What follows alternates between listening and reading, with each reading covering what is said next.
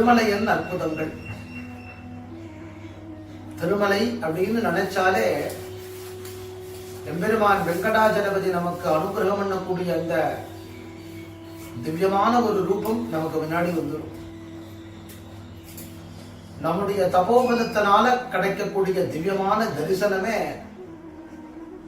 திருமலையில நாம் அனுபவிக்கலாம், கண்டு அனுபவிக்க முடியும். அத்தனை பேரானந்தம், அழகு. ஜென்மால ஒரு முறை தரிசனம் பண்றதே பெரிய ஆச்சரியம், பெரிய அனுபவம். எம்பெருமான் மிக அழகாக நமக்கு அனுகிரகம் பண்ணக்கூடிய ஒரு மூர்த்தியாக, சமஸ்த வேதங்களும் பகவான பூஜை பண்ண அந்த மூர்த்தியாக ஸ்ரீனிவாசனாக எழுந்திருக்க. பக்தர்களுடைய அனுபவத்தை எடுத்துட்டோம்னா ஒத்தொத்தரும் முன்னொன்னு சொல்றாங்க. வடதேசத்திலிருந்து ஹாதிராம் பாபா அப்படிங்கிற ஒரு யதி சன்னியாசி திருமலையை கண்டவுடனே அவருக்கு ஏற்பட்ட பக்தி ரொம்ப அலாது. இந்த மலையிலேயே தங்கி இருந்தார், இந்த மலையிலேயே பிரதட்சணம் பண்ணுவார், நினைச்ச போது போய் பெருமாளை தரிசனம் பண்ணுவார், கிடைச்சதை சாப்பிடுவார், இருக்கிற இடத்துல தங்கிட்டு இருப்பார். ஒரு நாள் ராத்திரி நேரம் அவருடைய குடில்ல, அதாவது ஆசிரமத்துல கதவை தட்டா யாரோ. கதவை திறந்தால் கர்ப்ப கிரகத்தில் இருக்கக்கூடிய பெருமாள் வரான். பெரிய ஆச்சரியம், ஒண்ணுமே புரியல, என்ன தேடி வராரான். எதையுமே எதிர்பார்க்காமல் ஒரு பக்தன் இருந்தான்னா பெருமாள் வருவார். உள்ள போறார், என்ன பண்றதுன்னு புரியல. ஒரு ஆசனத்தை போடுறார், பழங்கள் இருக்கு, பெருமாள்கிட்ட கொடுக்கிறார், நமஸ்காரம் என்றார், துள்ளி குதிக்கிறார், உட்காருனாராம் பெருமாள். காலையிலிருந்து ராத்திரி வரைக்கும் பூஜை, பக்தர்களுடைய கூட்டம், நிறைய வேண்டுதல்கள். உங்ககிட்ட கொஞ்ச நேரம் விசிராந்தியா பேசிட்டு போகணும்னு வந்தேன்னா அவருக்கு ஒண்ணுமே புரியல. பெருமாள் கேட்டாராம், நாம ரெண்டு பேரும் விளையாடுவோமே. என்னத்த விளையாடுறது? அண்ணன் ரெண்டு திரும்பி பார்த்தா ஒண்ணும் இல்லை, சுருட்டி வைத்து இருக்கக்கூடிய ஒரு பாய் இருந்தது, எடுத்து கீழே விரிச்சா பரமபதங்கிறது தான். பெருமாளுக்கு ரொம்ப ஆசைதான், இதை விளையாடுவோமே, சொக்கட்டான ரெண்டு பேரும் ஆடுவோம்னாராம். ரெண்டு பேரும் ஆரம்பிச்சா, விளையாடினா, ராத்திரி பொழுது முழுக்க போச்சு, பொழுது விடிய போகுது. மணி சத்தம் கேட்கறது, சுப்பிரபாதம் பாடுறா, கதவு திறக்க போறா. பெருமாளுக்கு ஞாபகம் வந்தது, நான் கிளம்புறேன்னு சொல்லிட்டு கிளம்பிட்டார். பகல் முழுக்க ஹாதிராம் பாபாஜி பெருமாளை நினைச்சுட்டே அன்னைக்கு பொழுது போச்சான். சக்கர தீர்த்தத்துல ஸ்நானம் பண்ணி பெருமாளை நினைச்சுட்டே இன்னைக்கு பகல் முழுக்க போச்சான். ராத்திரி நேரம் வந்துதான் திரும்பி பெருமாள் வந்தார். என்னைக்குமே முதல்ல பார்க்கறது இருக்கக்கூடிய பேரானந்தம்ங்கிறது இருக்கு பாருங்க, அது அளவிட முடியாது. பெருமாள் இன்னைக்கு வருவார் அப்படின்னு அவர் நினைக்கல, வந்துட்டார். கதவை திறந்தார், உள்ள உட்கார்ந்தார். அதே மாதிரி இப்படி ஒரு நாள் கிடையாது, ரெண்டு நாள் கிடையாது, பல நாள். ஆக ராத்திரி ஆச்சுன்னா பெருமாள் இங்க வருவார் அப்படின்னு ஹாதிராமுக்கு சங்கல்பமாயிடுது. பக்கத்துல உட்கார்ந்து இருக்கிற பெருமாள் கிட்ட தான் கட்டின்னு இருக்கக்கூடிய கிழிஞ்ச வஸ்திரம் இருக்கு பாருங்க, இதுக்கு கூட மாத்து வஸ்திரம் கேட்கணும்னு அவருக்கு தோணல. அன்னைக்குதான் பெருமாள் அவரை கவனிச்சாராம், அவருக்கு அனுகிரகம் பண்ணணும் அப்படின்னு நினைச்சார். இந்த ராத்திரி நேரத்துல விளையாடிட்டு இருக்கிறத கழுத்துல ஒரு முத்து ஹாரம் இருந்தது.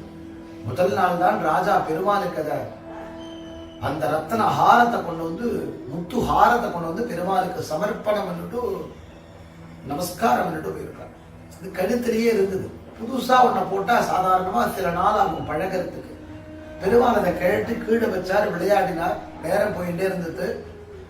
காலையில பொழுது விடிய பொழுது உடனே கிளம்பி விட்டார்.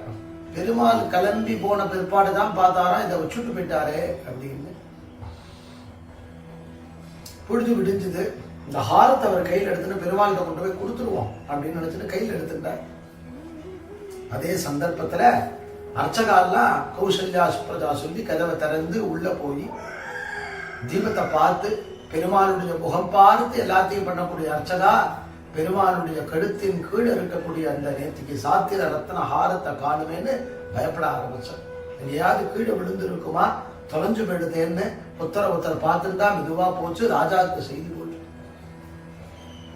அப்பதான் இந்த ரத்னஹாரத்தை கையில எடுத்துட்டு வாசல்ல நுழைகிறார் ஹாத்திராம். அர்ச்சகர் பார்க்கிறார், கையில இவர் கையில இது இருக்கு. பெருமாள் கிட்ட இருந்து இந்த திருவிழியான கையும் கலப்புமா அவர் பிடிச்சு ராஜா கொண்டு விட்டார். ராஜா கிட்ட கொண்டு போய் நிறுத்தினார். ராஜா பார்த்தார், அவர் விசாரணை பண்ணாராம். பெருமாள் கிட்ட இருந்து எடுக்கலாமா? இவ்வளவு பெரிய அபவாதம், திருடுறதே அபவாதம். பெருமாளுக்கு சொந்தமானது திருடுறது எவ்வளவு பெரிய பாவம். ஹாத்திராம் பாபாஜி சொன்னார், பெருமாள் நித்தம் என் காத்துக்கு வருவார். ராத்திரி என்னோட உட்கார்ந்துட்டு இருப்பார். சொக்கட்டான் என்னோட ஆடாத நாள் கிடையாது. நேற்றுக்கு மறந்து வச்சுட்டு போயிட்டார். பொய் சொல்றான். பெருமாள் எப்படியா வருவார்? சத்தியம் நான் சொல்றது. அப்படியா? இன்னைக்கு ராத்திரி இங்க தங்கு அப்படின்னு ஒரு பெரிய காராகிரகம், பெரிய சிறைச்சாலையை தகர்ந்து உள்ள விட்டார். உள்ள விட்டதோட இல்லாம 1000 கரும்பு கட்டை உள்ள கட்டி உள்ள தூக்கி போட்டுட்டார். ராத்திரிக்குள்ள இதை சாப்பிட்டு காலையில நாங்க இதை நம்புறோம் அப்படின்னு. யாரும் வரப்படாதுன்னு சொல்லி ஒரு பாதுகாவலரையும் நியமிச்சுட்டார். ராப்பூரா நேரம் ஓடிண்டே இருக்கு. நாடிகை ஓடுறது ஓடுறது ஓடுறது ஓடுறது. பொழுது விடிய போறது. தன்னை மறந்த நடையில கோவிந்த நாமத்தையே ஸ்மரணம் பண்ணிட்டு இருக்கக்கூடிய ஹாத்திராம் பாபாஜி பொழுது விடிய போறது. அவருக்கு தனக்கு தண்டனை கொடுக்க போறாரோ எதை பண்ண போறாரோங்கிற எந்த விதமான கவலையுமே இல்லாமல் பிசாம இருக்கார். கண்ணை திறந்து பார்த்தால் கட்டி இருக்கக்கூடிய கரும்புல ஒன்ன கூட காணும். 1000 கரும்புல கரும்பு கூட இல்லைங்க. ஒண்ணுமே புரியல. பார்த்தா எதிர்த்தா மாதிரி பெரிய யானை நின்றுறது, ஐராவதமானது நிற்கிறது. அப்படியே ஆச்சரியமா விடுது. பாதுகாவலர் எல்லாம் ராஜா கிட்ட வந்து சொல்றா, எப்படி வந்தது எப்படி போச்சுன்னு தெரியல. ஒரு யானை வந்து எல்லாத்தையும் சாப்பிட்டு கபலீகரம் பண்ணிட்டு விடுது. எங்களுக்கே அது எப்படி வந்ததுன்னு தெரியல, எப்படி சாப்பிட்டதுன்னு தெரியல அப்படின்னா. பொழுது விடிஞ்சது. ராஜாவுடைய சந்தேகம் தீர்ந்தது. இவர் மகா சாது, இவரை போய் நம்ம பெரிய ஒரு அபவாதம் இவர்கிட்ட பண்ணிட்டோமேன்ட்டு அவருடைய சரணத்துல வந்து விடுறா.